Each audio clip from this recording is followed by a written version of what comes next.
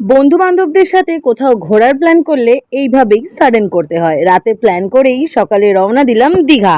So hey guys, welcome back to our blog. আজকের ভিডিওটা একটু লেন্দি হতে চলেছে। কোথাও যাওয়ার আগের দিন আমি মোটেই রাত্রিরে একটুও ঘুমোতে পারি না, কারণ আমার মধ্যে এত এক্সাইটমেন্ট কাজ করে। রাত্রির 3:30-র সময় ঘুমিয়ে উঠে পড়েছিলাম 5টায়, যদিও বা আমাকে ফোন করে ডেকে দিয়েছে যে এবার উঠে পড়। সো উঠে পড়েছি 5টা 8 বাজে তখন। চলো এবার একটু ফ্রেশ ট্রেশ হয়ে নেবো। আজকে আমি রেডি হয়ে গেছি আর এখনো অবধি আমার বর রেডি হয়নি। এখন 6টা 2 বাজে, 6:30টার বাস আছে আমাদের। ও আজকে লেট করবেই করবে। হ্যাঁ, সেই অন্যান্য সময় আমাকে বলে তাড়াতাড়ি রেডি হও তাড়াতাড়ি, আজকে আমি একদম রেডি বেরিয়ে পড়েছি। এতক্ষণ আমাকে বলছিল 6:30টার সময় বাসটা 7টার সময়, ওই জন্যই ও অত ঢিলামি দিচ্ছে, আমি সেটাই ভাবছিলাম। সকালে মর্নিং ওয়াক হয়ে যাচ্ছে আমার।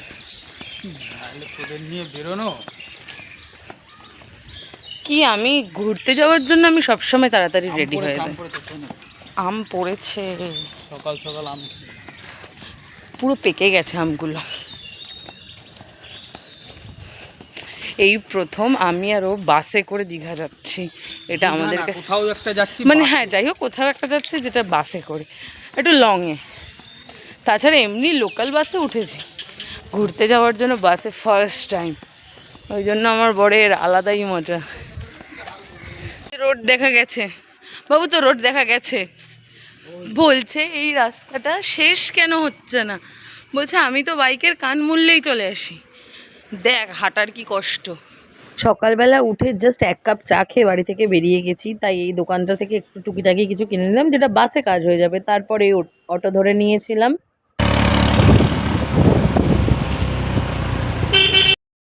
মোটামুটি সবাই চলে এসেছি, শুধু এখনো আমাদের কিরণাংশটা বাকি আছে। বাসে উঠে পড়েছি, সিটও পেয়ে গেছি। সবাই মোটামুটি বাসে উঠে পড়েছিলাম, শুধু কিরণের জন্য ওয়েট করছিলাম। কিরণ আজকে একটু বেশি লেট হয়ে গেছে, তাই ও আর এই ডিপোতে আসতে পারেনি, ওকে ডানলপ থেকে রিসিভ করতে হবে। বাসের কন্ডাক্টরকে বলে দিয়েছিলাম যে ডানলপ থেকে একজন উঠবে। লেট পার্টি চলে এসেছে, 6জন এবার ফুলফিল হয়ে গেছে। ফুল দেখ আমি তুলে ফেলেছি ভাই।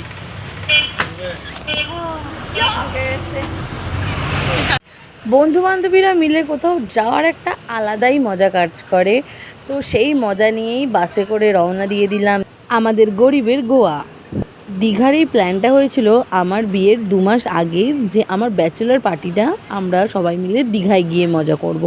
কিন্তু সেটা আর হয়ে ওঠেনি, কারণ এর ছুটি হয় তো তার ছুটি হয় না, তার ছুটি হয় তো তার ছুটি হয় না। আমাদের মধ্যে এই প্রবলেমটা মিটতেই আমাদের দিন চলে যায়। তো এখনই একদম মোক্ষম সুযোগ, তাই আর সময় নষ্ট না করি আমরা দিন প্ল্যান করেই বেরিয়ে পড়েছি। প্ল্যান এরকমই হওয়া উচিত, তাহলেই গিয়ে সেটা সাকসেস হয়, নয়তো দেখেছি আমি হয় না। আমরা যেরকম ক্যাজরা পার্টি, সেরকম আমাদের নসিবটাও ক্যাজরা।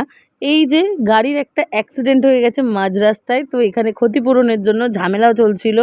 এই ঝামেলার চক্করে প্রায় আধ ঘন্টা আমরা লেট হয়ে গেছিলাম। আমাদের গাড়ি আর এই লরিটা রেষারেষি করে আমাদের গাড়ির ডান দিকে লুকিং গ্লাসটা ভেঙে দিয়েছিল। তো ওনার বক্তব্য ওনাকে ক্ষতিপূরণ দিতে হবে, ক্ষতিপূরণ নিয়েই তারপরে আবার রওনা দিলাম। তারপর দেখি ঝামেলা হতে না হতেই চলে এসেছি কোলাঘাট, মানে প্রায় ঢুকছি কোলাঘাট। দীঘা যাওয়ার পথে এরকম এক একটা করে স্টপেজ আসে, আর তখনই মনে হয় কখন যে আসবে আসল জায়গাটা। সরকারি বাসগুলো একটু বেশি টাইম নিয়ে ফেলে। চলো এসে পড়েছি আমাদের ফার্স্ট হল্ট, সেটা হচ্ছে কোলাঘাট। সবাই জানো প্রথম স্টপেজ এখানেই দেয়, আর এই একটাই জায়গায় একমাত্র বাসটা কিছুক্ষণের জন্য স্টে করে, তারপর গোটা রাস্তা কন্টিনিউ চলতেই থাকে। কোথাও কারোর এমার্জেন্সি হলেও দাঁড়ানোর কোনো গল্পই নেই। কোলাঘাটে নেমেছি, নেমে আমরা একটু ফটো তুলেছি, জলের বোতল আর টুকিটাকি, যেহেতু বাচ্চাটা ছিল ওর জন্য কিছু খাবার ক্যারি করেছিলাম, ওই চিজ বাগেরা। তারপর আবার আমরা রওনা দিয়ে দিলাম আমাদের গন্তব্যের উদ্দেশ্যে। কোথাও যাওয়ার দিন বাসে আমি মোটেই ঘুমোতে পারি না, আড্ডা মজা করতে করতে চলে এলাম নন্দকুমার, তারপরেই চলে এলো দীঘা গেট।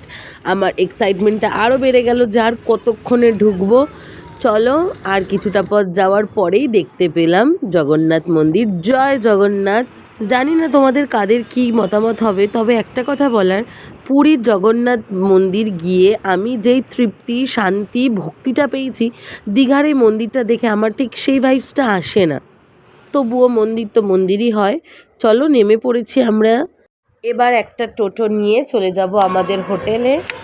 যারা স্যাটারডে আর সানডে করে প্ল্যান করছো, ভাবছো দীঘা যাবে, আমি বলবো একদম নয়, কারণ ওই সময়টা হোটেলের রেট ভীষণ বেশি থাকে। ঢুকে গেছি রুমে, এই আমাদের রুম, তোমাদেরকে দেখাচ্ছি রুমটা আরও ভালো করে, হেবি সুন্দর, আমি তো খুশ হয়ে গেছি। এটা লিফট, এটা একটা লন, যেটা সব থেকে ইম্পর্টেন্ট আমার লাইফে, বাথরুমটা সুন্দর হওয়া ভীষণ জরুরি। আচ্ছা, এটা একটা সিঙ্গেল বেড, এখানে টিভি আছে। আমি সরো, গেট আউট। ও নাইস ভিউ।